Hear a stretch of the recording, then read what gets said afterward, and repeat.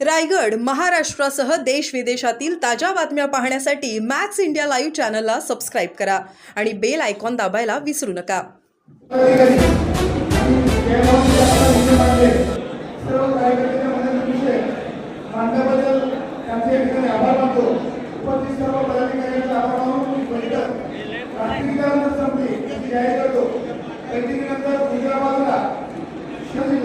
विमान सेवा अद्याप सुरू व्हायला तयार नाही. विमान सेवा अंतिम टप्प्यामध्ये आहे. लवकरच विमान सेवेची गोड बातमी आपल्याला देऊ. चर्चा झालेली आहे. त्या अनुषंगाने अंतिम टप्प्यामध्ये असलेलं काम आहे. लवकरच गोड बातमी तुम्हाला येईल. भारतीय जनता पक्षाच्या सगळ्या कार्यकर्त्यांची आज बैठक होत असताना आज माने साहेबांच्याकडे स्नेहभोजनाचा कार्यक्रम आज आहे. त्याच्यामध्ये कुठला राजकीय विषय नाही. 2009 साली आम्ही दोघे आमदार होतो आणि एक मित्र म्हणून मी माझ्या भारतीय जनता पक्षाच्या नेतृत्वाची परवानगी घेऊन लोकल नेतृत्वाची परवानगी घेऊन मी त्या ठिकाणी चाललोय. त्यामध्ये कुठलाही राजकीय विषय किंवा राजकीय चर्चा असं नाही. काँग्रेसकडे दुखावलेले होते विधानसभेच्या निवडणुकीमध्ये. भाजप कुठेतरी त्यांना सन्मानाची वागणूक देण्याचा प्रयत्न करेल. काँग्रेस नाटकात देशातली जनता दुखावलेली आहे.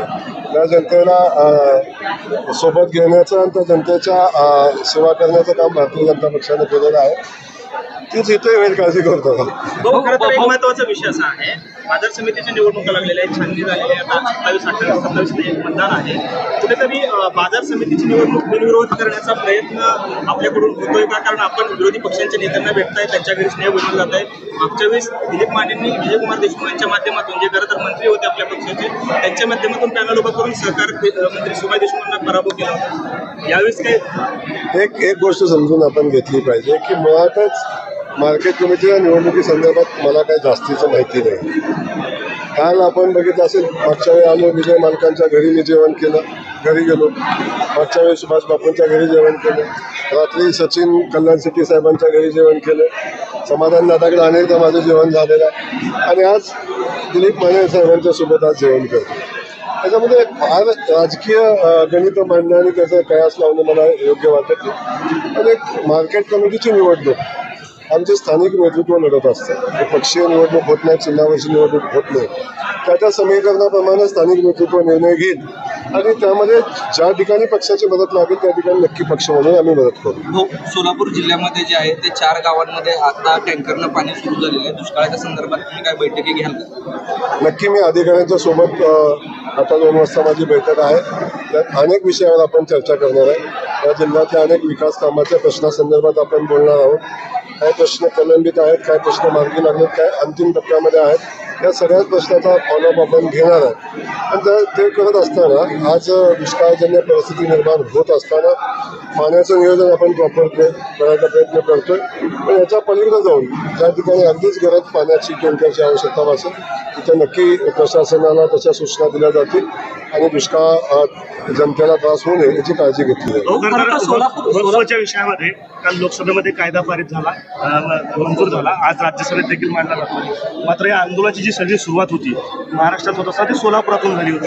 सोलापुरातल्या एका मशिदीच्या आणि जागेसंदर्भात आंदोलन करतात. त्याच्या पुढची सगळी भूमिका कशी असणार, नवीन कायदा येतो.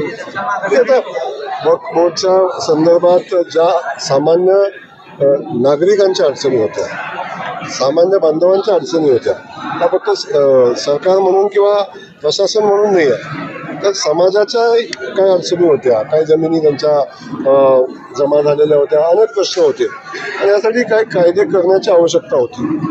ज्या पद्धतीनं मनमानीपणे काही गोष्टी होत होत्या त्याला आळा घालणं आणि देशामध्ये लोकशाही प्रस्थापित करणं, लोकशाही मजबूत करणं याच्यासाठी या कायद्याची आवश्यकता होती.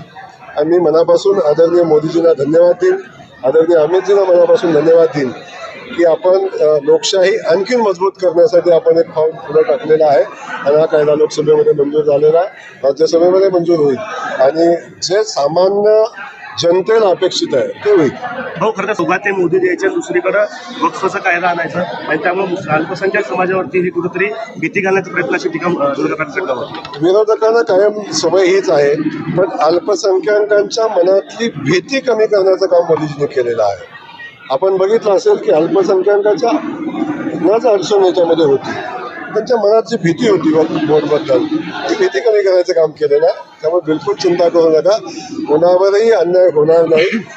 जो कायदा आहे तो सामान्य नागरिकासाठी वापरला जाईल. बऱ्याच गोष्टी आपण जाहीर स्पष्ट केलेल्या आहेत की कोणी नाराज होऊ नका, मी कोणाबरोबर दिसलं तरी पण मी आपल्या कार्यकर्त्यांसाठीच आहे. काय एकंदरीत बैठकीचा सार होता? नाही, अजिबात वेगळा काहीच विषय नव्हता. भारतीय जनता पक्षाचं सरकार आज राज्यामध्ये काम करत आहे आणि सरकारमध्ये मी आज ग्रामविकास खात्याचा मंत्री म्हणून काम करत असताना सोलापूर जिल्ह्याचा पालकमंत्री म्हणून या ठिकाणी मी काम करतोय. तेव्हा ज्या संघटनेनं आपल्याला मोठं केलं, ज्या संघटनेमुळे आज सरकार आलं, ज्या संघटनेमुळे आज मी पालकमंत्री आहे, त्या संघटनेच्या कार्यकर्त्यांच्या कामाबद्दल त्यांना आश्वस्त करणं, त्यांना कामात लागेल तिथे मदत करणं हाच आजच्या बैठकीचा विषय होता.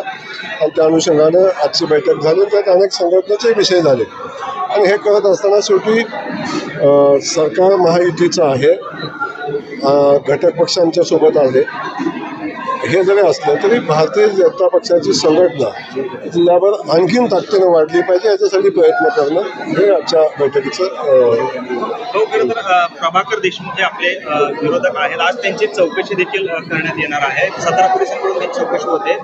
त्यांचा देखील ज्या काही आपल्यावरती आरोप करण्यात आले, खंडणीचा प्रकार झाला, त्यामध्ये त्यांचा देखील सहभाग असल्याचं बोललं जाते. त्या दृष्टीने तपास होतो. काय सांगतो? मुळातच तो प्रकरण हा एक वेगळा विषय आहे. सद्यस्थितीत मुख्यमंत्री महोदयांनी त्यातील बऱ्याच गोष्टी स्पष्ट केलेल्या आहेत आणि आता पोलीस तपास चालू आहे.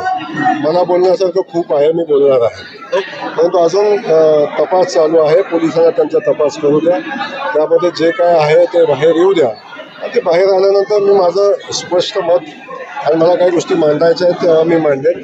पण आज पोलीस तपास चालू आहे, पोलिसांनी तपास करू द्या. खरं तर कार्यकर्त्यांच्या निवडणुका म्हणजे मार्केट कमिटीच्या निवडणुका येत आहेत आणि त्या निवडणुकामध्ये कार्यकर्त्यांना बळ देत असताना दिलीप मानेसारख्या नेत्यांची देखील तुमची भेट होती आहे. या भेटीकडे आम्ही कशा पद्धतीनं बघायचं आणि मार्केट कमिटीच्या निवडणुकीत